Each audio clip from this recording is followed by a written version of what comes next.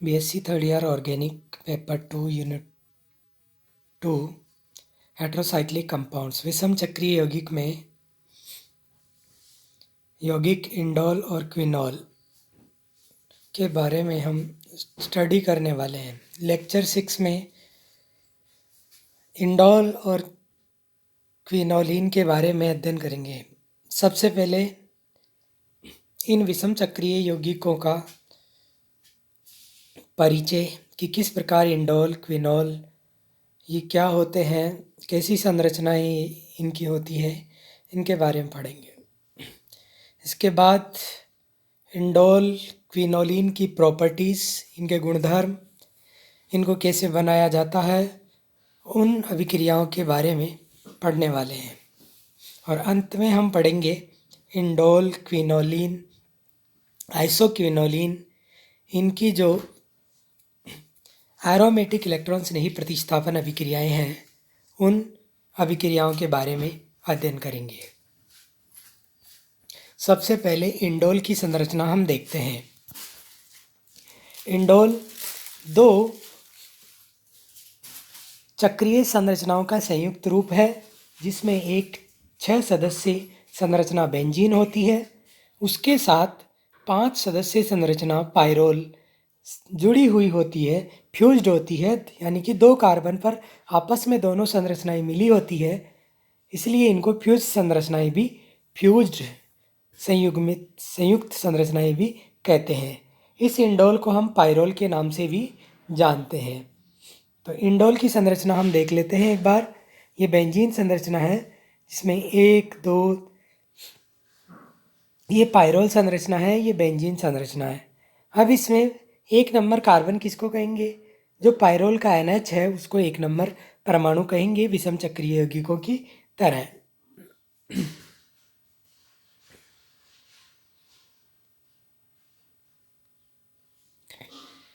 आप देख रहे होंगे सामने सबसे ऊपर इंडोल की संरचना है। 1 नंबर परमाणु नाइट्रोजन को दिया है, 2 नंबर कार्बन, 3 नंबर कार्बन। इसके बाद जहाँ पर दोनों संरचनाएं संयुक्त होती है, जुड़ी होती है, उनको कोई नंबर नहीं दिया जाता, इसलिए ऊपर वाले कार्बन को 4 5 6 7 इस तरह से ये 7 इसमें परमाणुओं की नंबरिंग की जाती है। हमें पता है इसका नाम बेंजो पायरोल भी कहते हैं, इसे बेंजो पायरोल भी कहते हैं। तो सबसे पहले इंडोल विषम चक्रीय यौगिक है, अनुनाद पाया जाता है। इसमें इसको बनाने की विधि है, फेमस विधि है, उसका नाम है फिशर इंडोल संश्लेषण। एग्जाम में क्वेश्चन पूछे जाते हैं, फिशर इंडोल संश्लेषण अभिक्रिया को लिखिए। तो सबसे पहले क्या है कि फेनिल हाइड्रोजीन लेते हैं। हाइड्रोजीन होता है NH2NH2। इस हाइड्रोजीन का एक H हटाकर फेनिल समूह बेंजीन रिंग जोड़ देते हैं, तो ये हो जाता है फेनिल हाइड्रोजीन। इसकी अभिक्रिया एसीटोन से अम्लीय माध्यम में उत्क्रमणीय अभिक्रिया होती है ये। तो सबसे पहले अभिक्रिया दर्शाते हैं, तो इस पर NH2 का जो लॉन पेयर है वो अटैक करता है CO ग्रुप पर और अभिक्रिया संपन्न होती है, फेनिल हाइड्रोजन बनता है। इसके बाद इस फेनिल हाइड्रोजन में रीअरेंजमेंट दर्शाते हैं और ये बन जाता है इस तरह से। NH3 बाहर निकलता है और जो उत्पाद बनता है वो इंडोल बन जाता है। इस इंडोल में देखिए, ये नाइट्रोजन 1 2 3 4, ये 4, ये 5, ये 6 और ये 7, जहाँ दोनों कार्बन जुड़े हैं उनको कोई नंबर नहीं दिया जाता, ये प्रतिस्थापी इंडोल बन जाता है। इस अभिक्रिया का नाम है फिशर इंडोल संश्लेषण। दोबारा हम बता देते हैं आपको कि फिशर इंडोल संश्लेषण अभिक्रिया में एक तो फेनिल हाइड्रोजीन लेते हैं, एक एसीटोन लेते हैं और अम्लीय माध्यम में जब अभिक्रिया कराते हैं तो NH3 बाहर निकलता है और बन जाता है इंडोल।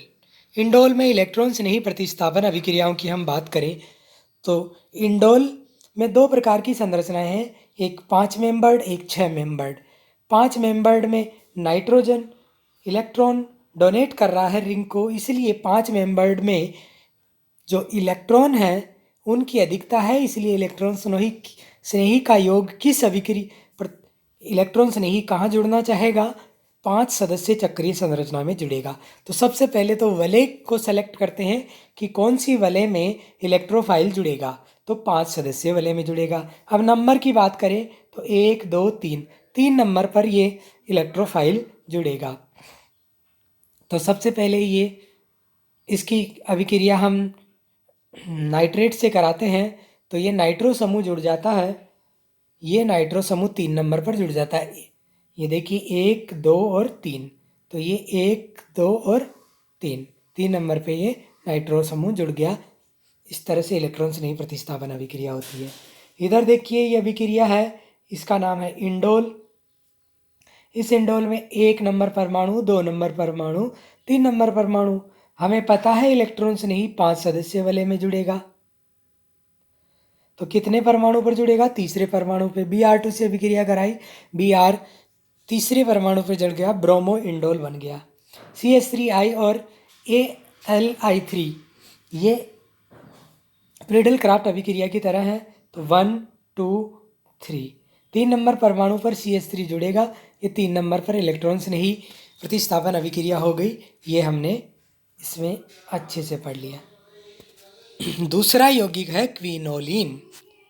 क्विनोलिन को बारे में हम जब पढ़ें तो क्विनोलिन होता है 6 सदस्य बेंजीन और 6 सदस्य पिरिडीन, इनका संयोग करें, दोनों को 2 कार्बन पर फ्यूज कर दें, तब ये क्विनोलिन बनता है। 1 नंबर, 2 नंबर, 3 नंबर और ये 4 नंबर।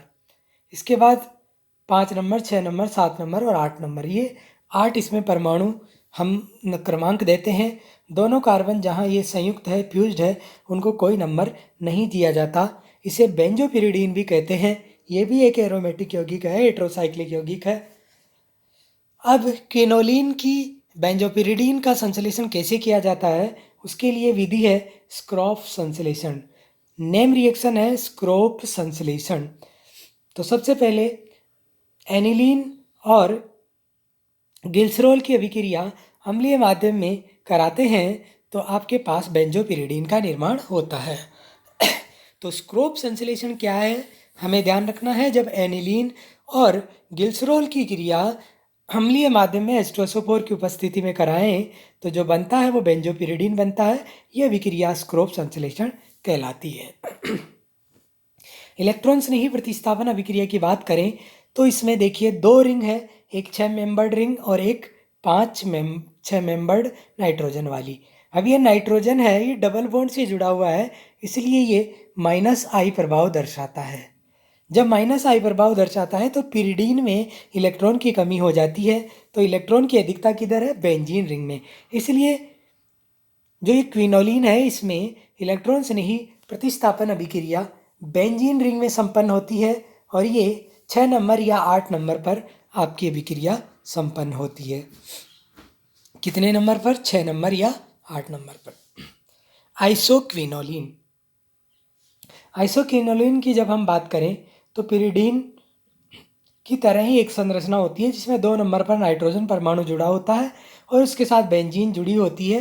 ये 6 मेंबर्ड 2 संयुक्त संरचनाएं हैं, फ्यूज्ड हैं। इसको बोलते हैं आइसोक्विनोलिन।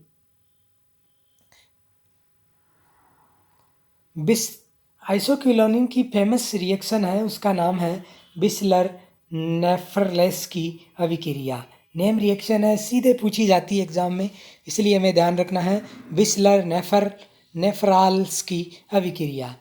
सबसे पहले हम याद रखेंगे इससे बनेगा क्या, आइसोक्विनोलिन बनाने की ये विधि है। 2-फेनिल एथिल अमीन, 2-फेनिल एथिल अमीन और क्लोरोफॉर्मेल्डिहाइड लेते हैं, तो HCl बाहर निकलता है, ये उत्पाद बनता है। इस उत्पाद में पुनर्विन्यास होता है, H2O बाहर निकलता है। इसकी अभिक्रिया जब H2 सेलेनियम से कराते हैं तो आइसोक्विनोलिन बनता है। आपको डायरेक्ट ये याद रखना है कि क्लोरोफॉर्मेल्डिहाइड्स और 2-फेनिल एथिल अमीन से अभिक्रिया कराएंगे तो बनेगा क्या, आइसोक्विनोलिन। और इस अभिक्रिया का नाम है बिस्लर नेफराल्स्की अभिक्रिया। बहुत बहुत धन्यवाद।